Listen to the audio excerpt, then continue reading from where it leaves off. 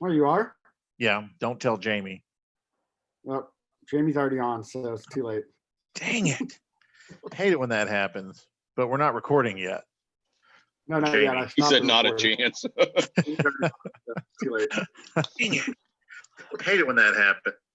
Mm-hmm. Awesome. Well, we're live on YouTube as well. So I put it on my personal channel because we got some followers here. But what we'll do is I need to make sure I have admin access to Sporta, and we'll start running these all live on Sporta's YouTube channel moving forward, because Zoom was only allowing Facebook and another channel. Now they're allowing YouTube. So it takes about a week to get approved for it, but I tested it all out. It's awesome. We'd like to welcome those people that are popping in. So if you would do us a favor and put your name and where you're from in the chat box so we can officially welcome you, and we'll get started here probably in about 7 or 8 minutes. I see Terry O'Toole just popped in. There is a total rock star that I haven't talked to in a long time. Hope you're doing well, Terry. Does Terry have an Sporta, Eddie, up in Boston? I'm not sure. Part of Team Matos, so. Terry is a commercial salesperson extraordinaire. Terry, does Frank have a Sporta in any of the locations up there? I wasn't sure if he had one or not.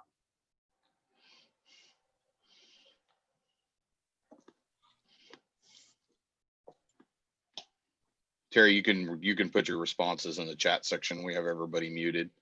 If you're not going to respond to the fact that I'm singing your praises, then I'm really concerned.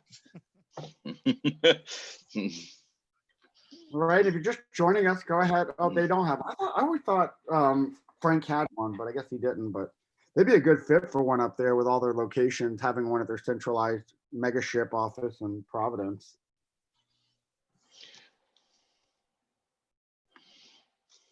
All right, if you're just joining us, go ahead and put your name and where you're from in the chat box, and we're going to get started in about 4 minutes. No, I'm just telling the truth. So, like I said, probably one of the top 10 salespeople in the entire system. So, ladies and gentlemen, Terry O'Toole.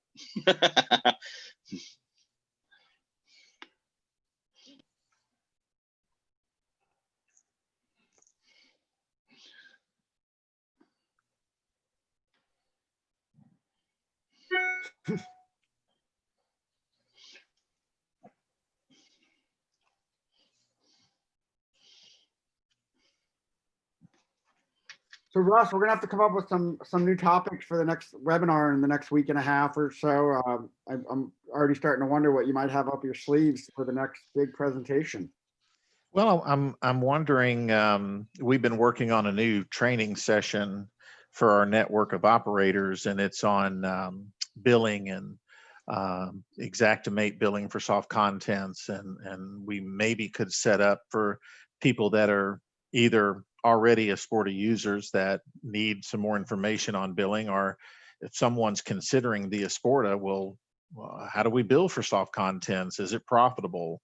How do we help with that? Because it can be complicated, and I mean, wouldn't be the most exciting, but it is if you realize how much money you can make and how much you might be leaving on the table. So we could consider that. If I'm an owner, that's very exciting. Yeah, when it's more money, never fails when we're working with our operators on billing that they are the vast majority of the time. Billing incorrectly is not the right term, but you don't know what you don't know. And we really, I think the dynamic for our industry is an operator, and this could translate into hard contents as well. It's not that they're billing incorrectly, but they don't really know. If we don't know our billing inside and out, then we're going to get caught unprepared. And if we can know how to bill and how to explain a bill, then we're going to make a lot more money, and we're going to have a lot better relationship with the carriers and the adjusters from a financial standpoint. So it's really an important topic that we're putting a lot of time and effort into, because it can be complicated. Billing for soft content, absolutely, alcohol, it can be abused. Yep. We've just put up our first poll.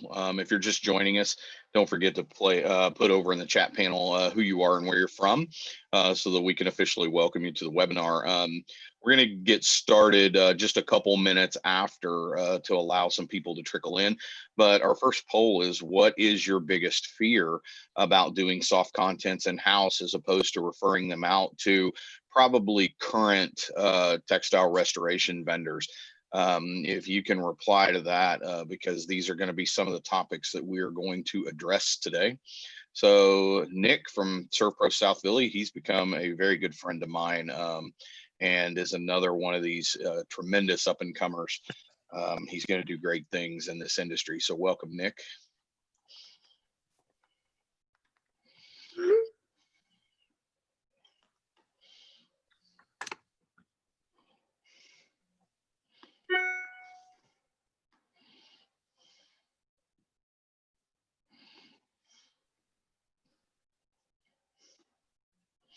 It looks like the first poll response, we've got pretty close.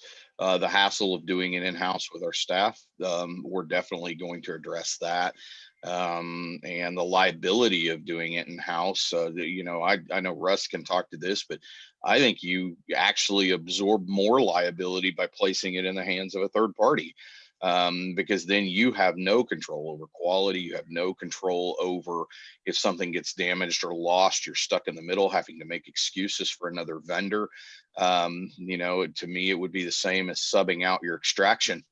You know, it's like, okay, well, we're going to be a restoration company, but we don't want the liability of having to go in and do extraction and demo, so we're going to sub it out.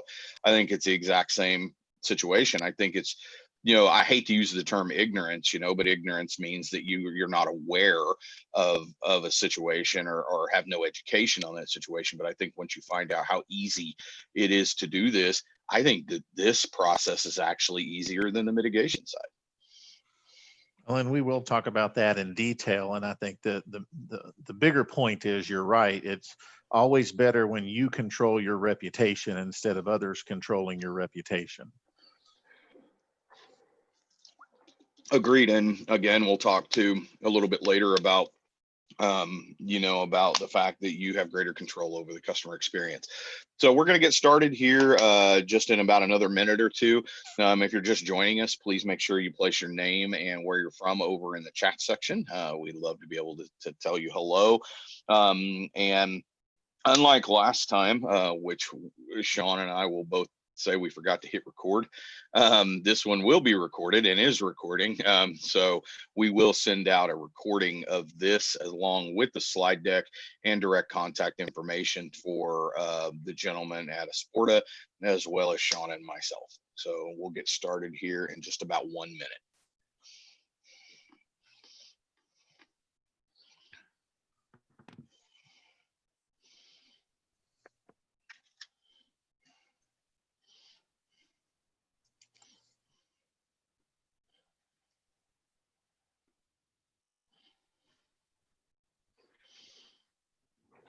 And our next poll question is, are you currently doing soft contents in-house? I think everybody at some point or in some juncture of their business should answer this yes.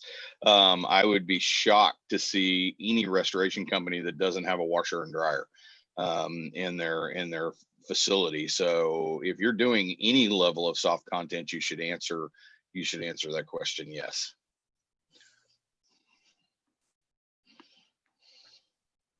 All right, guys, we're going to go ahead and get started. Sean, if you want to pop up the screen. I'm going to take a moment here to introduce myself. My name is Eddie Green. I'm the VP of Sales for Tier Level Digital Marketing.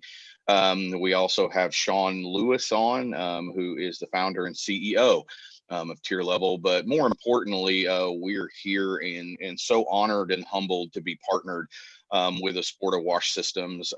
We love these guys. We believe in everything that they're about. And after getting behind the technology and training and seeing what all is involved with Asporta Wash Systems, It is just an honor to be able to represent this company. They bring so much to the table to support the restoration industry, not only from the consumer perspective, but also too for the restoration provider. And without further ado, I'd like to introduce Russ. He has over 30 years of experience in commercial dry cleaning and restoration, and he is a subject matter expert, and probably realistically doesn't need that kind of an introduction. He's a humble guy. He really doesn't like anybody tooting his horn. But without further ado, I'm going to turn this over to Russ. Thank you. I appreciate that very much. So what we're going to jump into today is, what we call the myths of processing soft contents in-house, because there's a lot of misconceptions and misunderstandings and outright just no knowledge at all as to how to do it, when you should do it, how it works, the logistics of it, the profit of it, and just the general direction that the industry is going as a whole. And when we believe these myths, it keeps us from moving forward. And in my opinion, in our industry, if we aren't moving forward, we're getting behind. We can't stay where we are. So, is Bigfoot real? Probably not. UFOs, I think Eddie was abducted in the 90s. Yeah, I was probed. It was bad. So there's some conflicting opinions on that, of course, but it's really the same way with soft contents processing. And while there are many of them, we'll cover basically what we would consider to be the top 5. And then in any discussion we get into, we'll probably touch on some other areas as well. So we can jump into the first one after you want to present this poll question, and then we'll get into the first myth. Sure. And, we would like to hear whether or not you believe which is the most real, Bigfoot or UFOs. Of course, I'll be happy to share my abduction story, as Russ so poignantly pointed out. I'd be happy to share that story one-on-one. You can email me at eddie@tierlevel.com. Be happy to share that experience with you. Of course, we're just joking, but you can email me if you're bored. So anyway, so let's move on to the first slide, because I think really what it's going to boil down to is in dispelling this myth is this is just going to be way too difficult to do, too expensive to get into, and just nearly impossible to be able to manage quality control and maintain this in a restoration environment. So Sean, if you'll flip to the next screen, and we'll get this. So actually the next one after that. There we go. All right, so myth number 1, insurance programs with national vendors are on site first. We don't get the opportunity to handle this work. I want to kind of address this a little bit from the restoration sales side, and then turn this over to Russ, because I don't think that salespeople do a good enough job at holding their ground or staking their territory whenever they have an issue with, providers showing up either with somebody in tow or saying you have to use these kind of people. Mitigation as well as the customer experience is always the customer's choice, regardless of whether they're on a TPA program, of what it is. So if you are handling it and you have established the relationship with the customer, it's very important to let them know that regardless of what the carrier tells you, Mr. Customer, it is your choice. And so you can stand your ground and say, look, we would prefer to use you, as opposed to who this company is recommending. And I've watched people just turn around and walk off with their tail between their legs, and not say, oh, well, the adjuster showed up and told the insured not to use us, and the insured went with somebody else. But there was no education in between that they had staked their claim and stood toe to toe with them and said, look, you can use me if you want. So, and I know there's another angle to this, Russ, and I'm going to let you address that. Well, and let's look at it. Let's preface it by, talking about, there's on one side, there's the myth, and we don't know what to believe, or we believe it even though it might not be true. And on the other side, have you guys ever seen the movie The Princess Bride? Hopefully everyone has seen that, right? Mm-hmm. Well, remember when she says, we can't go into this fire swamp, we won't survive. And he says, well, that's nonsense. They just say that because no one ever has. So that's the sales side. But let's look at numbers and facts and data so that we can make a decision based on facts and not just an opinion, one side or the other. So yes, there are programs, and national vendors will get work directly assigned to them on a percentage of these jobs. So if we break that down, that percentage, depending on your geographic area, it's anywhere from 20% to 33%. And this is not a reason not to get into soft contents processing. It's actually a reason to get into it. Because if in the past, if you controlled all 10 jobs, let's use that number, and you got an average referral of 10%, well, you did pretty good on an average claim. You'd get a certain amount of money, and those 10 jobs would net you $6,000. But now 3 out of the 10 is program work. So you don't get that referral at all. So your net profit on the referral is now down to $4,200.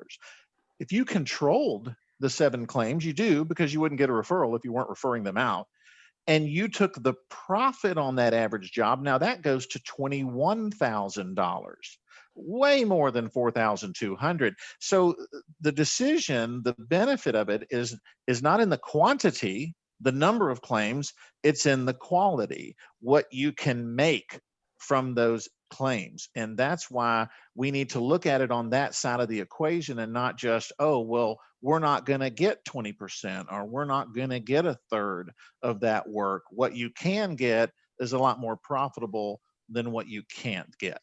Does that make sense? Right.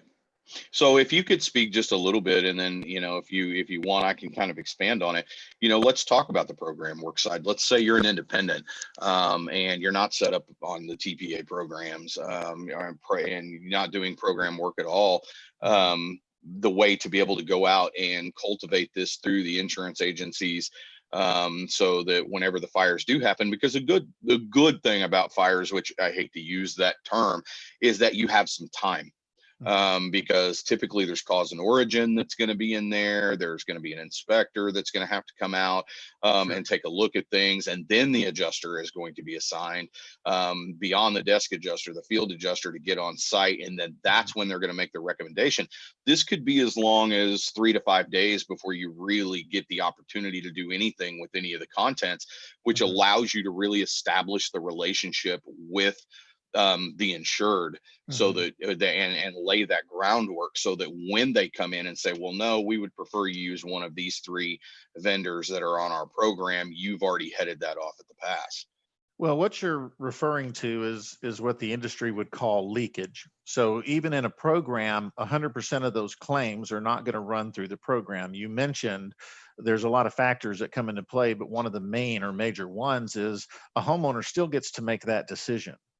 And so if you have an opportunity, and we didn't even count this in our equation, so it just makes it even better, that you have a relationship, or you are also a board up company. You have a relationship with the fire department. You have the ability to go to a loss and start establishing a relationship with the homeowner. And so you can process an emergency order without even getting any paperwork signed. And when it comes down to that decision, how much more likely are you to get that claim than a program vendor? And ultimately, it's the homeowner's decision. So there are lots of different ways that are not, some people might take that an additional step and call it fire chasing, but you're really not doing that. You're simply providing a service. You're starting the claim out in the right direction, and that'll benefit you, in addition to being able to work with other companies like a board up company on the claim, or an independent adjuster, or a contractor if we're not doing the structure. So these jobs are opportunities regardless. And then finally, if you have a technology that can restore more items, and even a certain percentage of the soft contents are assigned to a program vendor and they take them, are things being left behind that are designated as non-salvage, and you're doing the rest of the contents, offer to do those. What do they have to lose? And so there's leakage both from a standpoint of not every claim is going to run through that program. There's leakage from a standpoint of not every soft content is going to be packed out. So there are still multiple opportunities for us to get this work or a portion of the work. Right. Absolutely. Sean, let's move on to myth number 2. All right, so myth number 2, I love this one, especially because I actually kind of bought into this until you guys educated me on this, because I really thought this was going to take up a ton of space, but we don't have enough space to add the Asporta and the soft contents processing in our facility. And really, it doesn't take up much space at all. Easily moved around, easily installed. But again, you're the technical guru on this. I don't even want to begin to touch this. I'm gonna let you run with this one completely. Well, this is a myth that we often create for ourselves because we're busy, it's crowded, we don't have room for it. But I find it hard to believe that any contents company that has done so well that they don't have any space would actually turn down a hard content job from an adjuster that they work with on a regular basis. That's a really large 4,000 or 5,000 square foot house with tons of contents. How many of us would say, well, I'm kind of crowded right now, so we don't want that claim? That doesn't Right. make any sense. Nobody does that. They figure out a way to process that work. And so it's the very same thing. And if we look at it a little bit differently, once again, let's look at numbers. Let's let data tell us whether this is a myth or not. An average warehouse square footage is what would you say? Anywhere between 5 and 10,000 square feet. So perfect. Even at a minimum of 5,000 square feet, you only need a small portion of that, say 10%. Because we don't want a large square foot area for processing soft contents. It actually makes us less efficient as opposed to more efficient. If you look at any local dry cleaner that you take your suits to, they don't have a big footprint. They minimize the number of steps to create efficiencies. We do the same thing. But if we don't have even 10% that we can work out, well, isn't it more cost effective for us to rent an additional small square footage? Because while we only need 10% of the warehouse to process contents, soft contents, the revenue increase would be 40%. Well, from a dollar for dollar standpoint, that's a better return than the work you're processing through your 5,000 square foot warehouse now. And if we have storage, can we move some of that storage to a climate controlled mini storage? And we're billing for storage anyway. So free up the 400 or 500 square feet, add the additional revenue that could enable you to grow your entire facility. That makes a lot more sense. It's almost, the myth should be that we have to have enough space to add the soft contents. It's too important, as opposed to the other way around. I agree, and Sean and I, we always talk about, we're blessed to consult with the restoration companies all over the United States. We've been to many facilities that actually have the Asporta, and it really doesn't take up a ton of space. I've seen it in 100,000 square foot facilities where they've had rooms that were dedicated strictly to soft contents. I've seen it in even smaller than 5,000 square foot, because realistically, this thing only takes up about 700 square foot of space, right? Actually less. You can look at it a different way, and I think this helps us sometimes. If you had a rich uncle and he calls you up and says, hey, I'm decided to give away some things now while I can and want to. I would like to give you my pickup truck and my ski boat. And you say, wow, that's great, except I have room for the pickup truck, but I really don't have a place to put the ski boat. And so you refer it to your friend, and he gets it for nothing, but he allows you to come to the lake one weekend and enjoy the ski boat. That's a traditional referral percentage. Why wouldn't we build a freestanding carport garage? What we would need for that ski boat is basically 20 by 20, the same amount of space that you could put an entire soft contents division in. If we look at that revenue like a ski boat that's almost free, would we turn that down? No, we'd find a way to store it. It's the Well, I same. think whenever you get into how quickly this thing can pay for itself, it is almost the same analogy, you know. So yeah, that's actually fantastic. Sean, let's take a look at myth number 3, please. So this actually go back to that slide if you would. There's Go some back one. facility layouts. Yeah, so here's kind of, you know, looking at soft contents, you know, you've got the one down in the bottom right, you know, is a pretty good size soft contents workspace. But then you're dealing with smaller spaces like in the top two, the top and bottom slide, to where there's not a whole ton of space, and you can see the footprint of these machines really is relatively small. And that space carries over into storage, where because we have furniture and appliances and large items, when we're storing soft contents, you can store an average home in one vault and one pallet. So they don't take up as much space in storage either, because clothes aren't as big as furniture. Right, right. All right, let's go on, Sean, to the next slide. All right, so myth number 3, the equipment is too expensive. Yeah, I don't ever, before I even go, you know, I need to buy trucks and DHUs for our business. I don't ever hear them really say that about the DHUs and the trucks, which, you know, trucks are, especially when you're getting them completely outfitted, or more expensive than an Esporta, you know, by a long shot. But you know, this, I think that really to tie into this myth is that, you know, if you don't plug the machine up, do the training and utilize the machine, it would be the same as, you know, it's not going to make you money. It would be no different than if you invest in your DHUs and your air movers and then they just sit in your warehouse. You know, it is, we all know that the big bulk on the MIT side of your billing is the equipment rental. That's where the bulk of your billing is. Same thing here. If you're not going to use your machine, it's not going to make you money. But if you do use your machine, you can pay for this thing in as little as 60 days. Well, and the way that I always looked at business purchases is there are purchases that save you money, that make you more efficient, whether it's ultrasonics, and that's going to make your labor a lot more efficient, which is going to save you a ton of money. But there's also pack out inventory software that should cut your pack out time by at least a third. That's going to make you more efficient and save you money. And then there's equipment purchases that generate revenue and make you money. And to me, it's really a question of prioritizing, because one leads or enables you to do the other.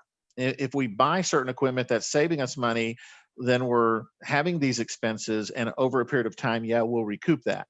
But if you buy a piece of equipment that makes you money, it will fund the other purchases. And from a business model, that's way better.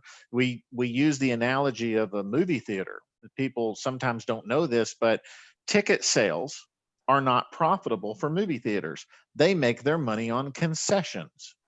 And that's where their profit comes into play. But if a movie theater, or let's say you bought a movie theater, you're now the owner, and it needs some work, that doesn't have the popcorn machine, it doesn't have the hot dog cooker, it doesn't have the nacho cheese melter, whatever that is, but you put money into a new projector or swapping out some seats in theater screen 5. Well, okay, that's going to enable you to sell a ticket, show a movie.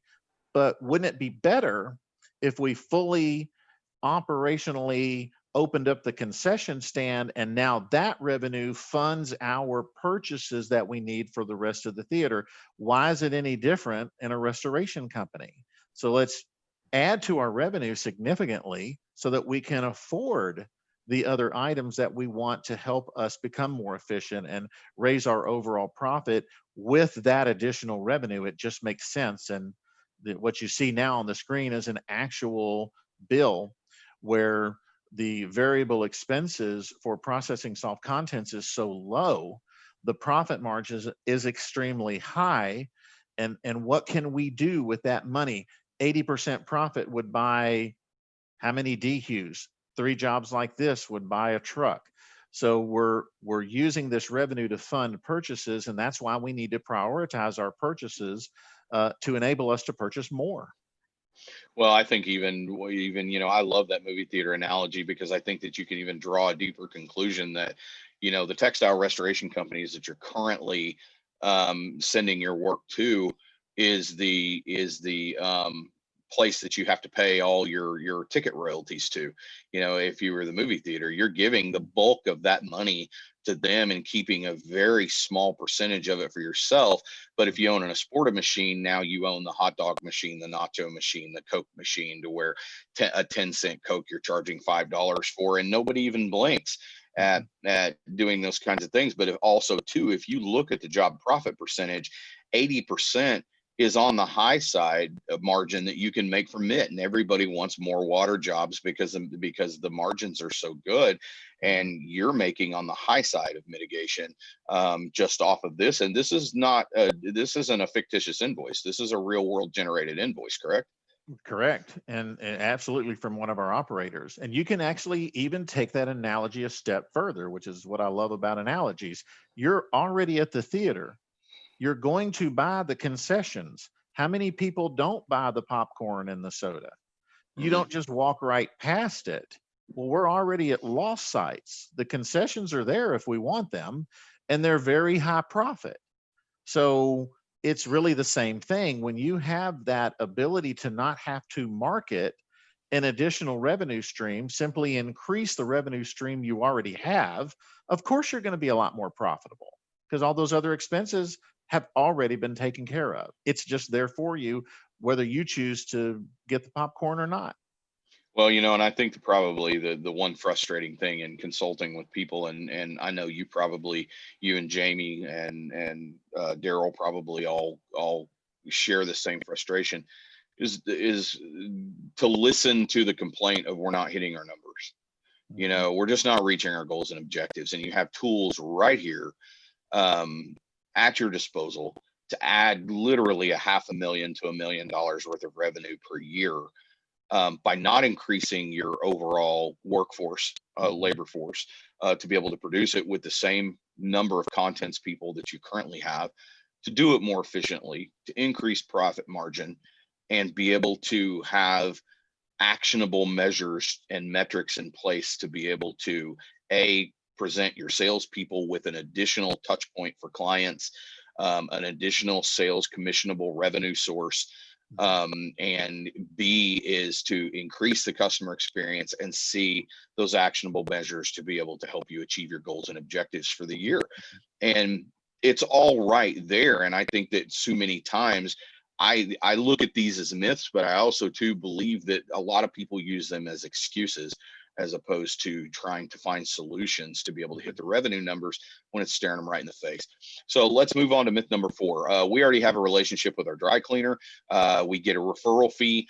We don't need to take on the hassle of processing textiles. So I'll let you address this first, and then I've got a little bit of stuff to add on this at the end. Sure. Well, relationships are important. I get it. And I used to be a dry cleaning vendor, so I get that they are important.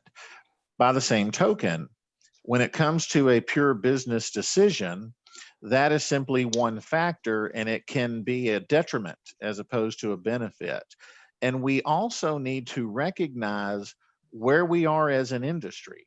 Everyone is adding contents in-house. Everyone is, including the dry cleaning vendors. And for us to do that and then say, well, but still give me the jobs you can give me, even though I'm doing this, is sort of like a relationship where the guy wants to date other girls, but the girl can't. Well, that's not fair.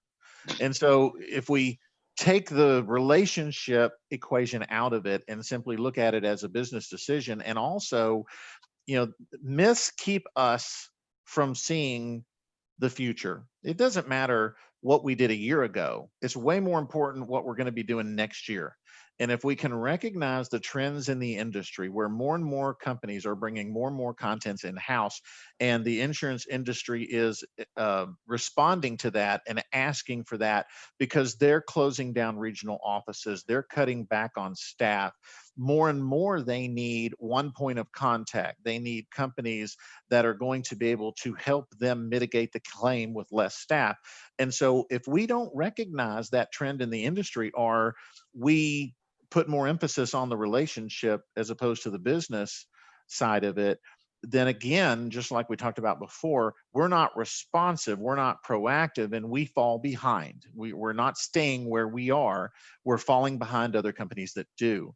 And when we finally do recognize that trend and understand the need for bringing soft contents and electronics and whatever in-house, document drawing, artwork, repair, then it will be too late for some companies. You won't be able to catch up.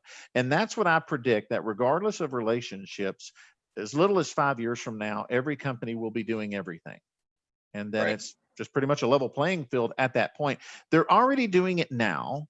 Just some of us don't want to admit that, but it's out there. So what would you say, Russ, in your years of experience, in dealing with both sides of the coin, which I think is where it really differentiates you in the market space, because you have been on the competitive side of it. So I'm sure whenever you were doing the dry cleaning, you would have hated webinars like this that you would have thought could potentially take business away from you. But more importantly, address the excuse of the hassle. It is literally with the support matrix that you guys have, and not just put it in, teach you, and one and done and gone, but the ongoing level of support that you have for this service. Is there really a hassle? Well, this also kind of transitions into myth 5 as well.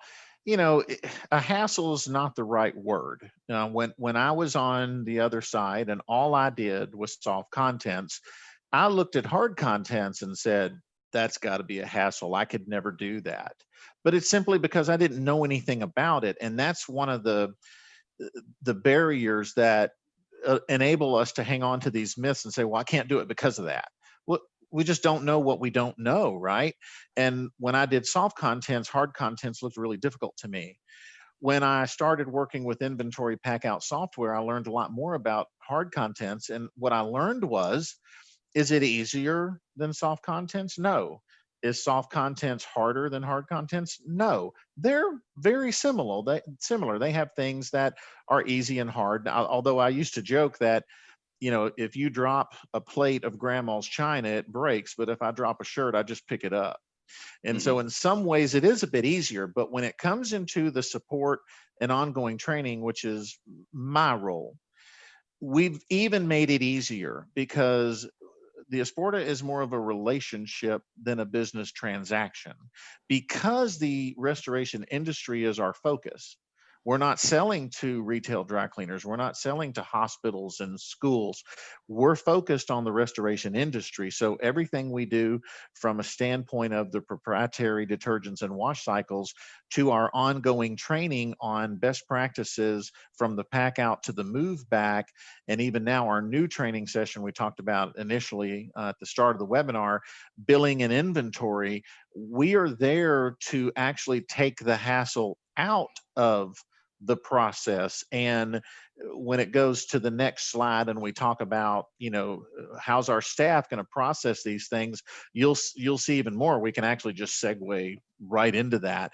So it's not a large liability if you understand, if you sort and wash clothes at home.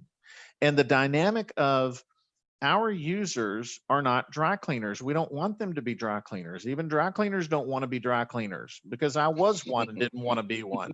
And so it's not that you're not getting into that arena, because a retail dry cleaner takes in over the counter 40% of dry clean only items, but at a traditional pack out, there's only 3 to 5% of dry clean only items, very small part. So we work with you on that, and we take all of those scary features away that you don't have to worry about. But when you take advantage of the training, you're going to become a specialist in no time at all. And then you see the little picture on the bottom right. Each machine is pre-programmed. So your staff simply gets through the certification, which is very easy to do. And then once we train to sort and run a load like you do at home now, it's a simple question of picking the right cycle depending on the damage of the item. So we're simply then choosing a cycle. We are not guessing. We are not mixing detergents and chemicals and adding them in. We are simply choosing a cycle and hitting start. And so your staff will not ruin this stuff. It makes it virtually impossible. So the liability is not any more or less than you have now. In some cases, it's a little bit less. And the hassle is certainly not what most people think it is, and what we've been told in the industry that it is. And remember, we used to bring up the analogy of you go to Tuscaloosa and ask people what they think of Auburn, probably not going to get positive feedback. So some of these, I think even more importantly, I think you probably got more liability every day when your guys jump into the driver's seat of those trucks than you do absolutely, by washing these clothes, you but we're know, okay with and that. You know, yeah. we've got to get to the law site, right? So yeah, it's all a matter of perspective. It's all a matter of training. Hard contents has liability as well. Well, I think coming all the way back, to just kind of compound myths 4 and 5, it cracks me up that the biggest bulk of the people that are refuting that this could be something viable for their restoration company had no restoration background when they bought the restoration company. They may have come from a construction background, had no idea how to do mitigation. Sure. But you know what? That wasn't an excuse. They figured it out, because they knew A, there was good profitability in mitigation, B, they wanted to help people and it was appealing to them to jump into it. So they figured it out, Well, and I mean, go ahead and if you want to expand on that. well, more importantly, if you think about it, for the most part, we've got franchises, we've got independents, but this is more like a franchise. You join a franchise, you have no experience at all. That franchise teaches you, it trains you, it works with you from day one. And so it provides you with the expertise that the corporation has, as well as networking with other franchise members to really help you onboard quickly. Well, that's the very same thing with what we do. It's a partnership, not a transaction. We're going to work with you and you get the benefit of my experience and Daryl's experience and Jamie's experience, along with networking with other operators who have done all this, every one of us has been where a new operator is, and we know the steps that they're going to be taking. It's same thing with what you guys do. You take companies that need help with their digital marketing and business development. And because you've done it so successfully for so long, you're with them every step of the way. And this is no different. So that alone takes the hassle and the worried about ruining things off the table, because you're not buying a machine and then on your own in the wilderness hoping that you do it right. Well, I think to put it even more concisely, you guys, you hit it on the head. You guys are not a business transaction, but I think to expand on that, you guys are much approach this much the same way Tier Level does with our clients. I don't want to be a vendor for our clients. I want to be a strategic partner for their success. And that's why we go above and beyond the digital marketing side, much like you guys do, to do the development, to do trainings, to expand our expertise beyond the digital marketing side and say, let's train your admin team, let's train your sales team. So you guys hold their hand every step of the way, no matter if they're a new client or 10 years in. That you guys are holding their hand and helping and being that support matrix, but more importantly, being a strategic partner for their success. Absolutely. Yep. So I like that. Guys, if you would like a one-on-one webinar with either Russ, Jamie, or Daryl, just click that and we will get you in touch with them for a list of available times and all of that. And then you can also see that like I said, these are not myths. These are excuses. And we are here to provide you with a solution to the problems, concerns that you may have had in being able to invest in one of these systems. And that's exactly what it is. It is an investment for your future success that can pay for itself with the help of the training from the Acona Network and a sport of wash systems. It's not just training you how to use a machine. It's training you how to position this in the market space. It is, training you on the pack out procedure, because there is strategy to having a pack out done correctly, to where it becomes more efficient and you're not wasting man hours. So they teach you that from point A to point B and everything in between. So I always say this at the end of every single webinar I do with these guys, because I have such a firm belief in what they do. And I say that you can't afford not to have one of these in your restoration company. Plain and simple. It is no more excuses if we can't hit our number, when you have so many other things for your salespeople to go out and go sell. It opens doors from a marketing standpoint. You could offer to clean like the schools, athletic equipment to prevent staph infection. You can do that for free. Look at the forest through the trees mentality, because when the school has a loss, because you have invested in them, you are the first and forefront on their minds whenever they do have a loss from a mitigation standpoint.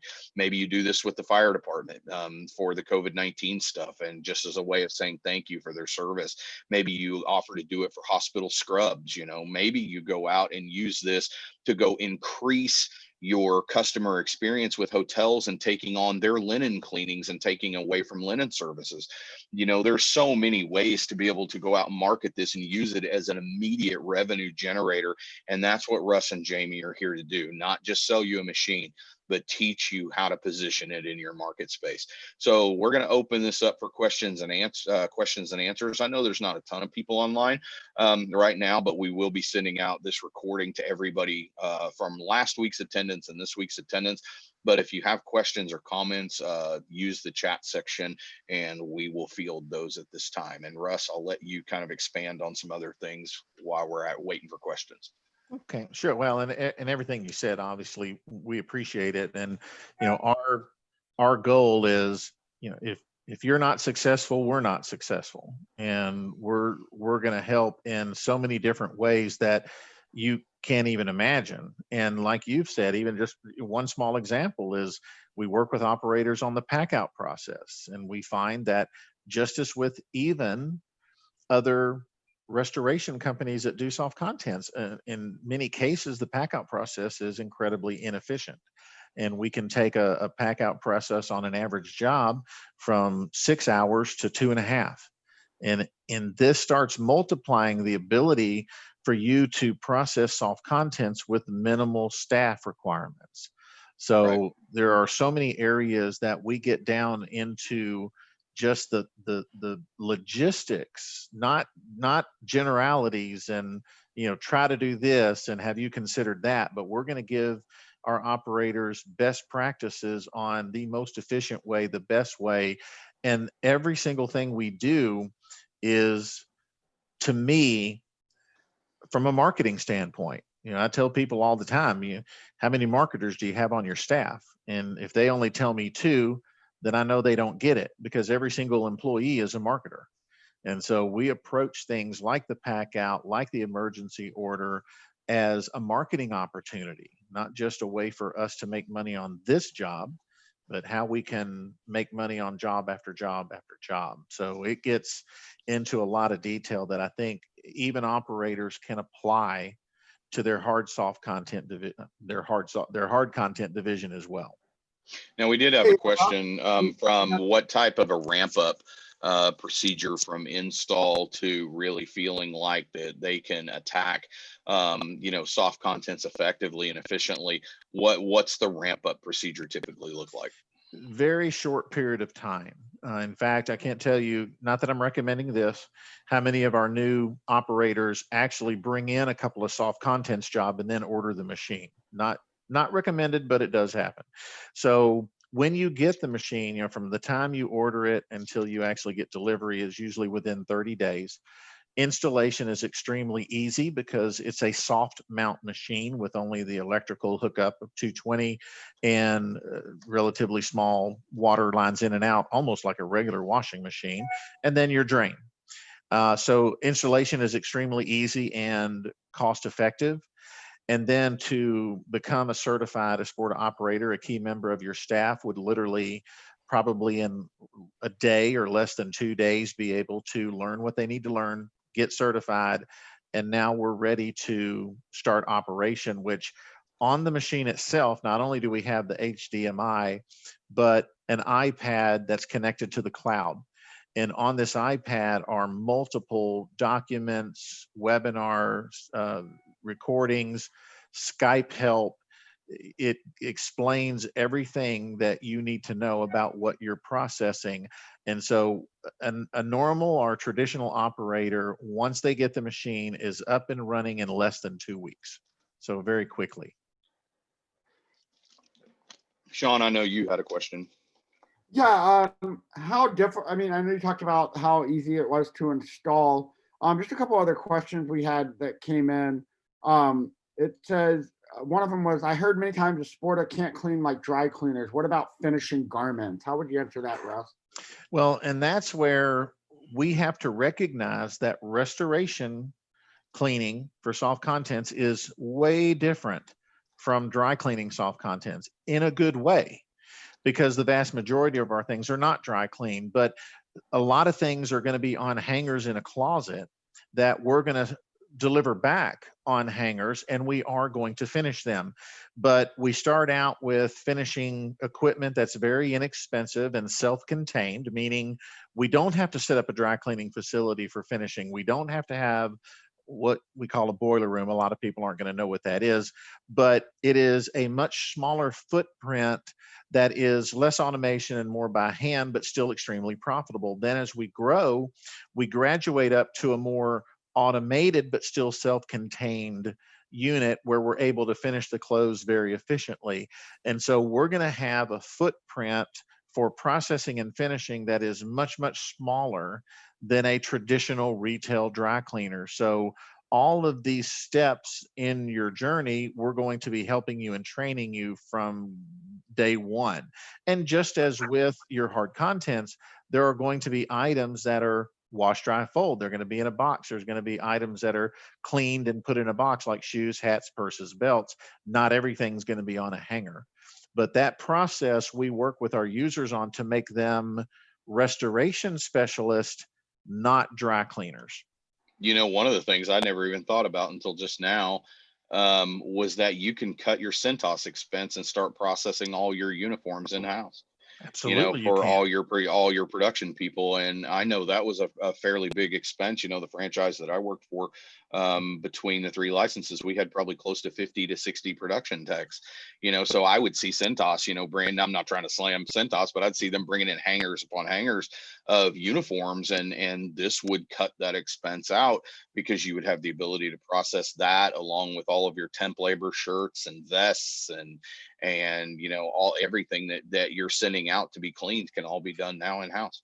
Well, not only that, but you cut out the expense of a linen supply doing that cleaning, but you also use a process that is better, more gentle with cold water, where they're using a more aggressive process. So you will extend the life of these uniforms. You don't have to replace them as often when they're cleaned in a better process. So you cut out the cost and the expense of replacing them every few months or whatever your time frame is. Using the Esporta's technology will double the life of those items. One of the attendees said that they missed the start of the webinar. Where is the training for billing and inventory? Well, what we do with our regional training events for both the best practices from pack out to move back and the billing and inventory, we alternate them in a different geographic area. Now, as you can imagine, our schedule has been suspended during the current pandemic. We hope to get it back up and running again by middle to late summer. And then every month there will be a different one in a different place. And so we would advertise that, and we would let this person know the one that's going to be the closest to them. Currently, we have to reschedule some of the ones that we've suspended, and the first one for our inventory and billing is going to be in Memphis, hopefully sometime in August, but we don't have a firm date yet. So depending on geographically where the panelist is that asked that question, it will be convenient or not so convenient.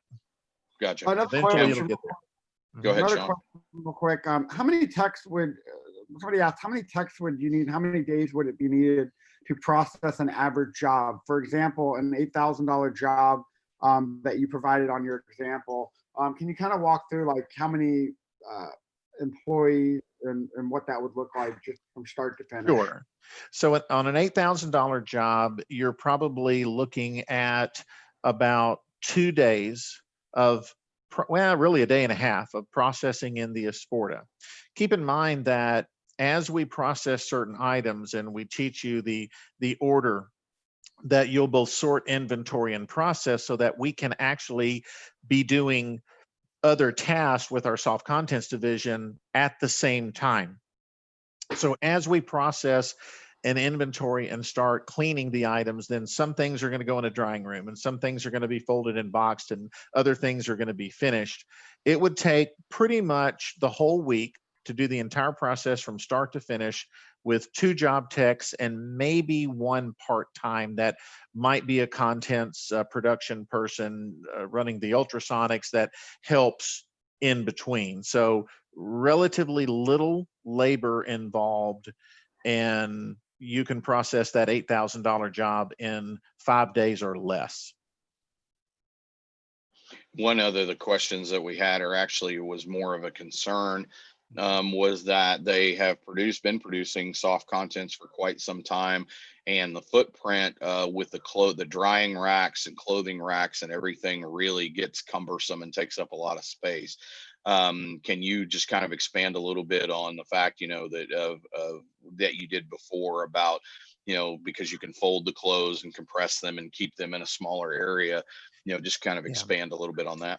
Most restoration companies that are currently processing soft contents without any specialized equipment, kind of do it that way, where they're washing, they're drying, they're folding, or they're putting it on a hanger, and they're putting it on Z racks, which have wheels on them, and just simply storing them that way, which is inefficient, almost in the same way that if you stored hard contents in your warehouse on one level, they weren't put in vaults that you could stack, you're going to run out of room pretty quick, right?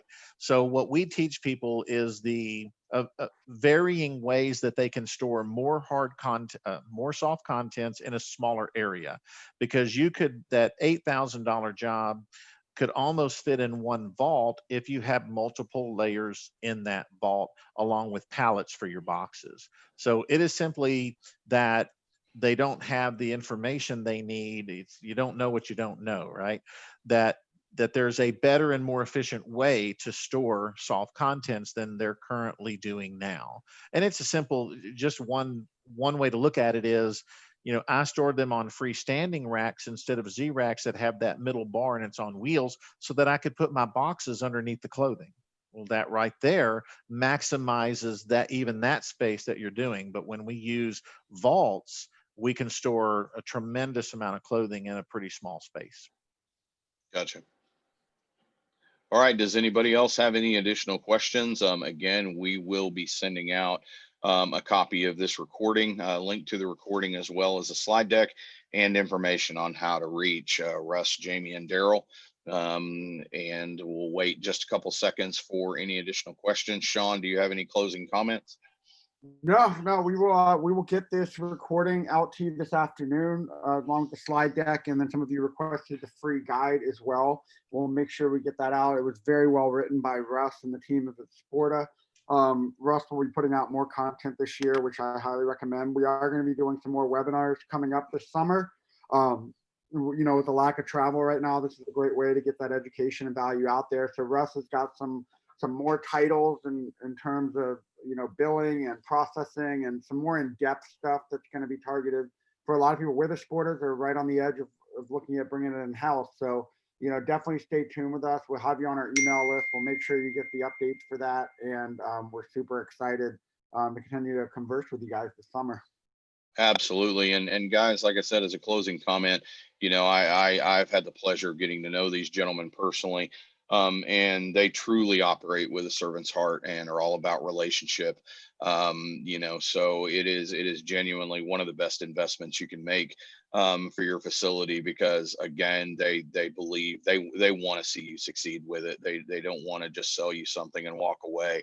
And I think in this day and age, that has become a very lost art from a customer service standpoint.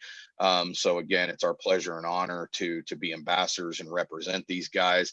And like I said, you can't afford not to have one. So if nobody else has any other questions, we want to thank Russ for his time today. We know his time is valuable. And we want to thank you guys for taking time out of your day to attend another tier level webinar, and hope that you came away better than how you came in. So thanks again, guys, and we'll talk again soon. Thank you.